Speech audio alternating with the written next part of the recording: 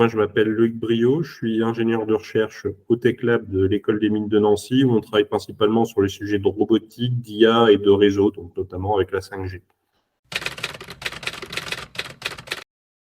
Nous, en gros, l'idée, c'est de pouvoir tester des technologies état de l'art, qui sont déjà développées par des entreprises, mais qui ne sont pas encore déployées chez les industriels, parce que c'est des choses un petit peu novatrices et c'est pas forcément encore rentré dans le tissu industriel. Et donc, nous, ça permet à la fois de former des étudiants et de trouver des cas d'usage pour des entreprises.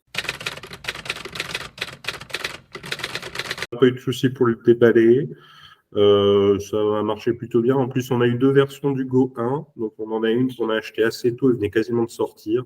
Si je ne dis pas de bêtises, ça devait être fin 2021 ou début 2022. Donc, c'était vraiment les débuts du Go 1. Et ensuite, on a racheté une autre version un peu plus tard. Donc, même niveau packaging, ça s'était amélioré entre les deux. Et il n'y avait pas eu de souci sur la dernière version qu'on a achetée. Tout fonctionnait relativement bien et ça se prenait bien dans le... On a plusieurs perspectives là-dedans. Donc déjà, on a des plus gros robots quadrupèdes parce qu'on a aussi les robots Spot de Boston Dynamics. On en a 2. Donc nous, ça nous permettait d'avoir des robots de taille intermédiaire, effectivement, pour nos projets qui soient étudiants ou projets de recherche. Donc le côté pédagogique et recherche.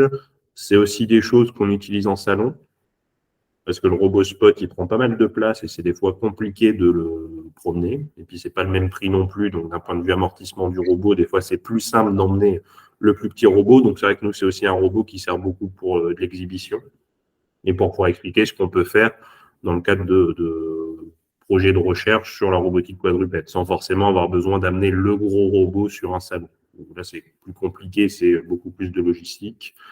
Et d'un point de vue recherche, effectivement, il y a de plus en plus de robots quadrupèdes qui sortent, des robots à roues aussi.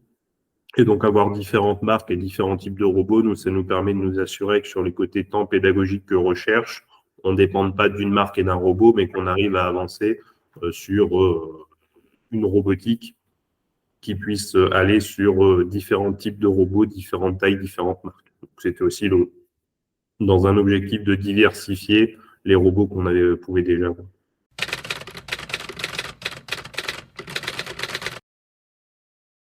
Go 1 est beaucoup plus facile à transporter déjà, donc c'est beaucoup moins de logistique quand on veut faire des petits tests. Après, c'est un robot qui est moins industriel que le Spot.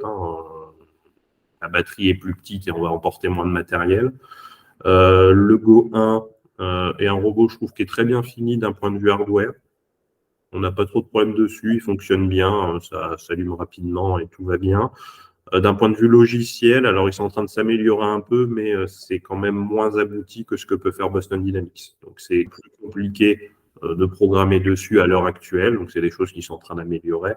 Et donc c'est vrai notamment au tout début, parce qu'encore une fois, nous on l'a eu assez tôt, des fois c'était un petit peu compliqué de pouvoir programmer avec, beaucoup plus que sur le Spot de Boston Dynamics. Par contre, d'un point de vue hardware, je trouve que c'est un très bon robot pour le prix auquel il est vendu. Si l'objectif, c'est vraiment un cas d'usage industriel, le Go 1 commence à être limité en termes de capacité d'emport et d'autonomie, simplement. Alors, si c'est à mi-chemin entre de la pédagogie et quand même un robot industriel, on va pouvoir faire des choses qui sont, je ne vais pas dire plus intéressantes que le Spot, mais en tout cas qui vont être à un rapport qualité-prix qui est imbattable par rapport au Spot.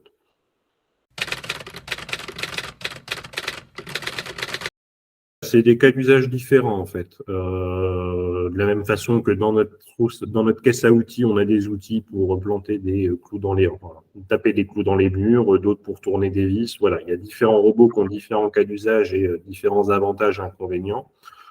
Donc, sur la base mobile, on va dire à roue ou à chenille, ça va être très bien si on est sur des surfaces planes, en tout cas où il n'y a pas d'escalier. Parce qu'on va avoir une meilleure autonomie. Très souvent, c'est des robots qui coûtent moins cher, on a une meilleure capacité d'emport. Par contre, on va être limité, dès que j'ai un escalier, une voiture, c'est pas fait pour descendre un escalier. Avec des robots à chenilles, on arrive à monter, descendre des escaliers, mais alors c'est des robots qui ont un poids qui est absolument astronomique et l'escalier, voilà, on descend 3 fois avec le robot à chenilles, on a explosé l'escalier, quoi. C'est pas du tout la même chose qu'un robot quadrupède, même je prends le Spot qui pèse entre 30 et 40 kg en fonction de ce qu'on met dessus. Voilà, on est sur, en ordre de grandeur, le poids d'un humain. Donc, c'est quelque chose où on va pouvoir facilement se déplacer dans un environnement fait pour l'homme, en restant dans des caractéristiques humaines, tout en ayant une bonne capacité d'emport et une bonne autonomie. Parce qu'on va pouvoir, notamment par exemple sur le spot, on va être autour de 14 kg, sur le Gowan, on va être autour de 2-3 kg, mais à mettre en comparaison le poids du robot, hein. Donc ça reste déjà très, très bien pour la taille du robot. Et à mettre en comparaison avec des drones aériens, par exemple, où en général, on va être autour de l'ordre du kilo en termes de capacité d'emport, donc de matériel qu'on va pouvoir mettre dessus, pour des autonomies qui vont être assez faibles, souvent 30 minutes. On peut monter jusqu'à 1 heure, mais vraiment sur des drones qui vont être très, très gros, très, très lourds.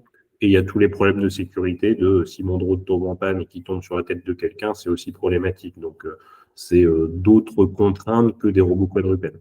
Chacun de ces robots a des avantages. Si je suis sur une surface plate, lisse, sur laquelle j'ai pas d'escalier et sur lequel c'est pas dérangeant d'avoir des roues, bah, autant prendre un robot à roues. J'aime bien dire, c'est un peu comme des humains, on a chacun nos métiers et donc chacun nos spécialités. Bah, les robots, c'est un petit peu pareil. Et donc, il y a des endroits où on va plutôt mettre des robots à roues, d'autres plutôt des robots quadrupèdes. On peut aussi imaginer mettre un petit drone sur le dos d'un robot à roues, d'un robot quadrupède. Puisqu'un des problèmes des drones, c'est justement leur autonomie. Mais si on peut les mettre sur le dos d'un plus gros robot qui, lui, va pouvoir se promener, qui aura plus d'autonomie, et pour faire de l'inspection en hauteur, pouvoir mettre un drone dessus, qui va juste venir s'envoler pour collecter l'information, puis ensuite se reposer sur la base mobile, c'est des choses intéressantes. Et donc, effectivement, c'est des tests qu'on a déjà faits et qui sont pertinents et intéressants pour les industriels avec qui on a pu travailler.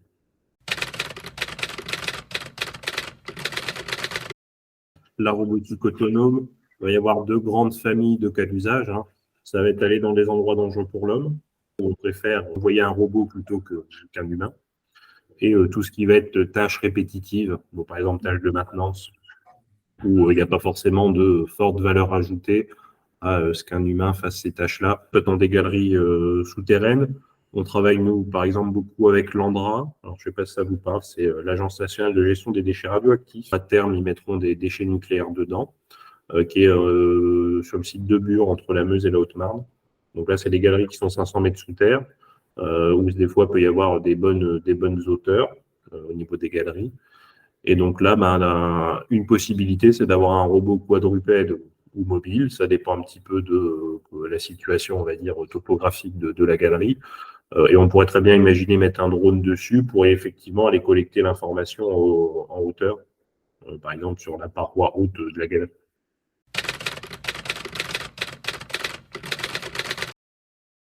Sur le Go1, alors nous, il y a quelques petites choses, il y a quelques capteurs qui ne fonctionnent pas très bien au niveau des caméras des fois. Donc ça, c'est des petits points où les flux caméras ne fonctionnent pas toujours parfaitement.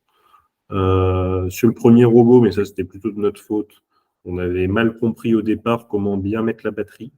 On la fixait pas bien et donc ça arrivait que la batterie s'enlève et que le robot tombe du coup. Derrière, ils ont amélioré derrière le système pour que ça soit plus simple à utiliser.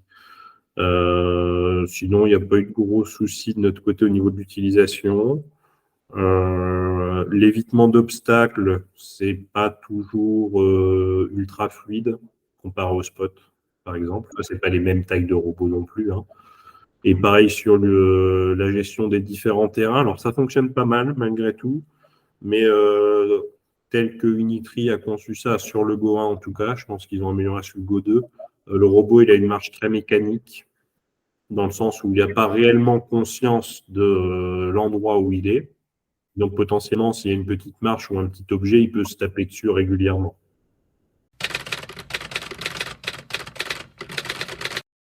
Alors, on est autour de 50 minutes.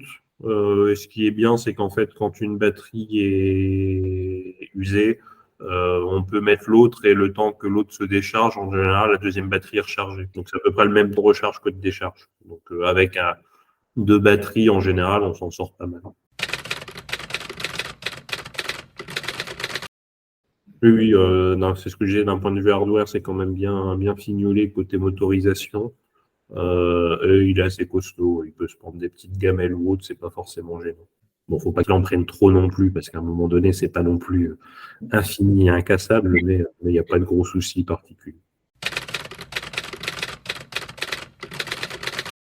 Alors, elle est utile parce qu'on arrive à avoir des informations qu'on n'a pas forcément avec juste la manette, par exemple les retours caméra ou autres, bon, relativement intuitives. Et typiquement, bah, ça peut servir le jour où vous avez oublié la manette, où vous n'avez plus de batterie dans la manette. Bon, vous pouvez rapidement vous connecter depuis votre ordinateur ou votre téléphone et pouvoir malgré tout le piloter.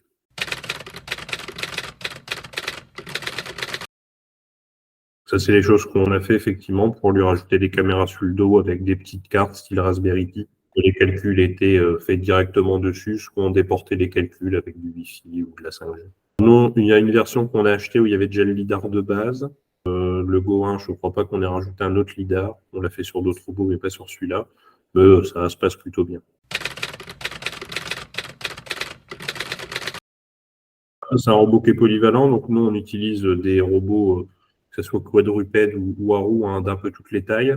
Donc ça va du plus gros qui est le Spot, au Unitree qui est notre robot moyen. On utilise aussi des robots péteuil. Moi je travaille plus sur la partie projet effectivement, et chaque étudiant va avoir un sous-projet différent, où ils vont travailler par deux et ils vont avoir des sous-projets. Donc effectivement ça évolue dans le temps, et l'idée c'est de pouvoir repartir de ce qui a été fait l'année d'avant pour pouvoir continuer à progresser. Donc, c'est un petit peu différent de ce qui pourrait être fait en TDTP, mais ça, moi, c'est d'autres collègues qui gèrent ça, et pour l'instant, ils n'utilisent pas ces robots-là, mais c'est des choses qui seront envisageables à terme. Donc, pour l'instant, dans les cas d'usage qu'on a, nous, c'est effectivement des projets qui évoluent tous les ans. Et ensuite, si ça se démocratise, on pourrait imaginer avoir des TDTP un peu plus construits, où là, ça serait peut-être un petit peu plus fixe pour aller dans des cas d'usage plus spécifiques et plus précis.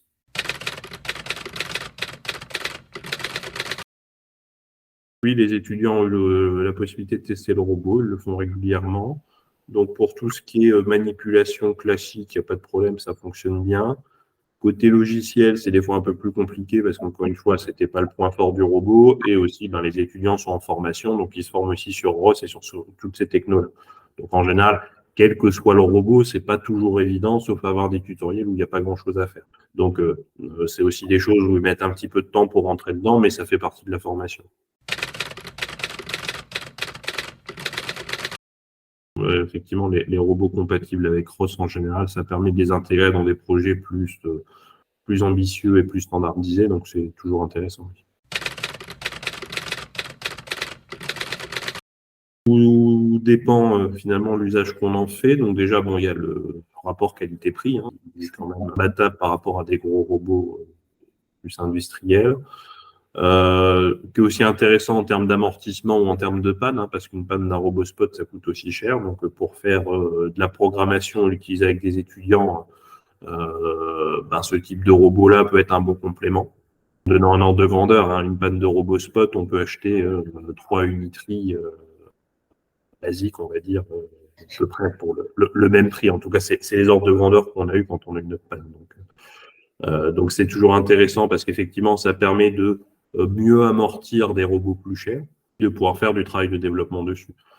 Et ensuite, effectivement, c'est un robot qui peut quand même être utilisé pour des POC industriels. Encore une fois, ce n'est pas forcément en fonction des cas d'usage, hein. Il y a des cas d'usage où il serait suffisant, mais pour certains nombres de cas d'usage, c'est un petit peu limité en termes de capacité d'emport, mais ça permet quand même de faire des tests et de pouvoir réfléchir sur la façon de pouvoir faire avec des coûts qui seront quand même bien moindres que s'il fallait acheter un robot Spot.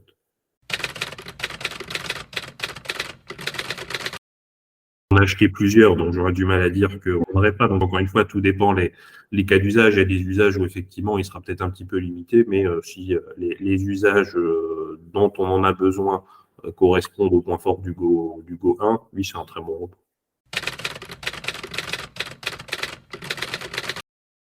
Au revoir.